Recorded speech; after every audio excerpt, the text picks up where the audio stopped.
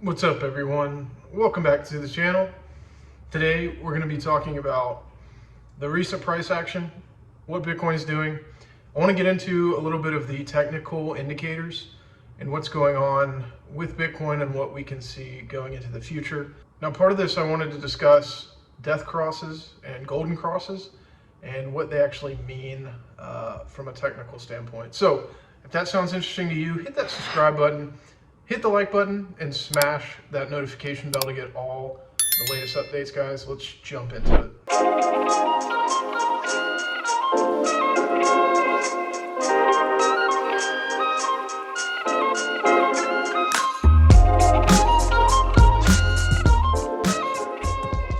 All right, so what we're looking at here, and you can see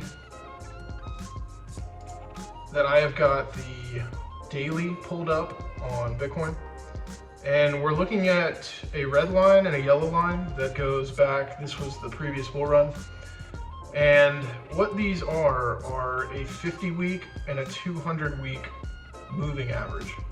So the moving average basically takes the average from the previous 200 weeks and the previous 50 weeks. And what you can see here is that the yellow line moves more aggressively, because if you think about it, it can move at a faster rate because it's only the average of the previous 50 weeks, as opposed to the red line, where it takes a little bit more time and a little bit stronger price action to move because it is taking into account the previous 200 weeks.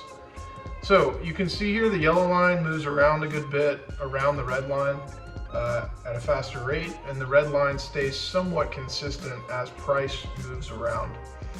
So what you can see here is when the 50-week yellow line crosses the 200-week line, which is red, from underneath, this is called a golden cross, which is an indicator.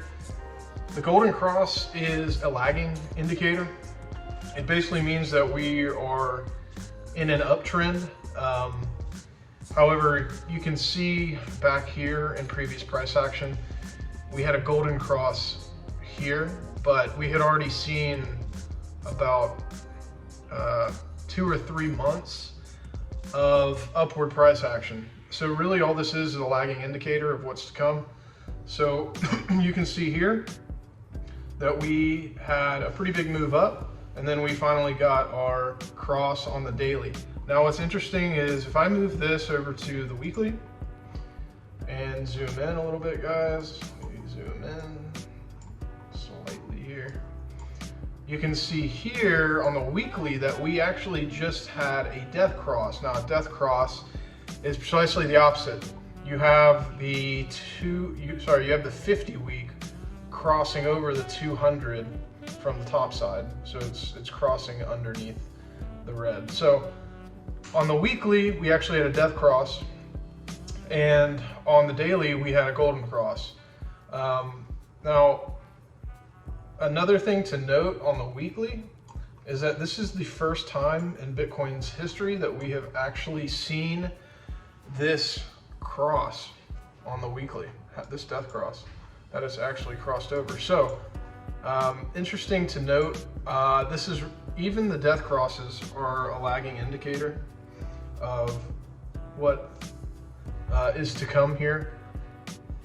Usually when you have a death cross, it means that the prices are actually going to be moving back in the upward direction, and it makes for somewhat of an easier prediction on where the price is going. So I just wanted to show you guys this so you can see where we are. This is the first. See, back in October of 2015, we got very close, and then it bounced back off of the 200 week. And it's pretty interesting too, as you come up here and see on the weekly, this is the longest period of time that we've dropped under the 200 week moving average. So you can kind of get an idea of how great of a time it is to dip your feet in. We've never seen these levels before, especially this long of a duration under the 200 week moving average, and we're getting close to popping back above it. We've slowed back down as we approach this line. You see we've been hovering right around the $25,000 level. That's because there's a lot of resistance here. The bulls are fighting to take over this $25,000 level. The Fed keeps coming out. The Fed notes came out as well today, and they are indicating that everyone voted to continue to raise rates. So that is not a good sign, as liquidity will continue to be taken out of the markets and quantitative tightening will continue in the future. So it's going to be even more difficult for the bulls to push this price to levels that I think we're all hoping for, but we should never expect anything. So I wanted to give you this to look at. I wanted to give you that information. I still think this is a decent time. We're still under the 200-week moving average, which is still, I think, a great time to buy, considering the history of Bitcoin and how it really has never been under this level, but a quick dip and then back above it. So we're having a lot of buy opportunity here, and we're hoping to push forward and over this line here soon. Other than that, I will jump into the prices here for just a second. You know what Bitcoin's at. It actually dropped down to 23, close to 23 today, and it just spiked back up above 24. So that's a pretty good sign. We're kind of just consolidating here in this range, and that's okay. At least we're not dropping back down to the $16,000 level. However, if we did, I'd be buying more. So Ethereum's looking pretty strong. I saw today the burn rate on Ethereum, and the Ethereum is now a deflationary asset, so it's actually burning more than it's inserting into supply.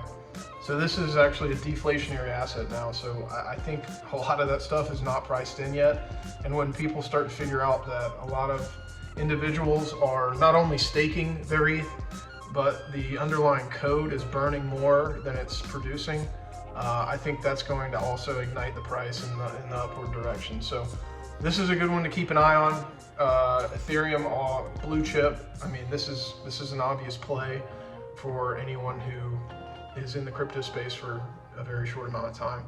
Everyone knows Ethereum. Going down into Polygon, this is getting a greater narrative. You can see just how much it's gone up. I mean, this was like 90 cents about a month ago, and we continue to pump the price up. So I'm still not really sure how to value this. They're doing a lot of partnerships with big organizations. I think they just announced something with Nike. So I think there's potential here. It's just I'm not really sure how to value it and where it's going to go. But I do have a stake in this because I think it will be important. Layer 2 that's built on top of Ethereum. Dogecoin is always one Elon tweet away from mooning. So I don't know. I always think that this one is a decent hold. I really think that if Elon incorporates this into his ecosystem with all of his companies, then it will be something good to hold on to for the future. Solana, still a big believer. I think this is following closely with the past bull cycle of Ethereum. It's just one cycle behind. So I think Solana still has a ways to go here, and I think it's going to be a good pick still for this incoming bull run. I could see it going back to maybe 500. It was about 250 or 280 in the previous bull run.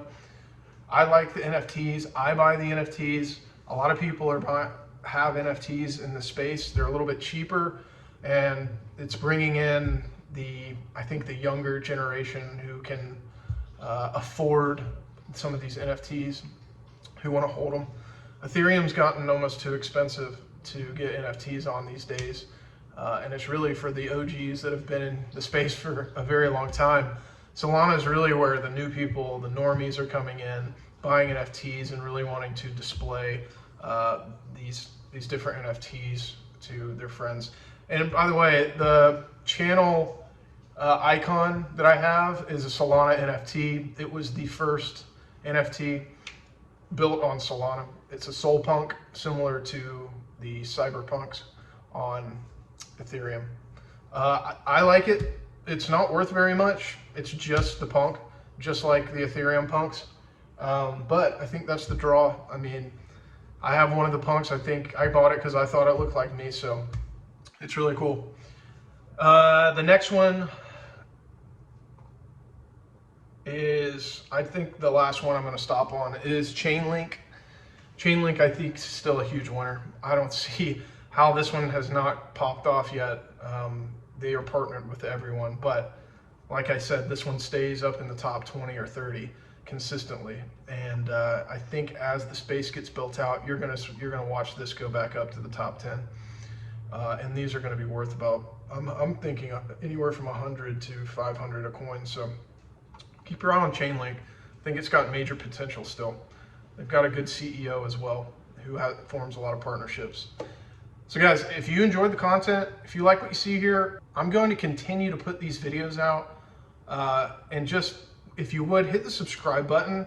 It really helps me know that I'm doing the right thing. I'm making the right content for you, and you like the kind of material that I'm giving you from day to day. And we will see you next time. Appreciate it, guys. Have a good one.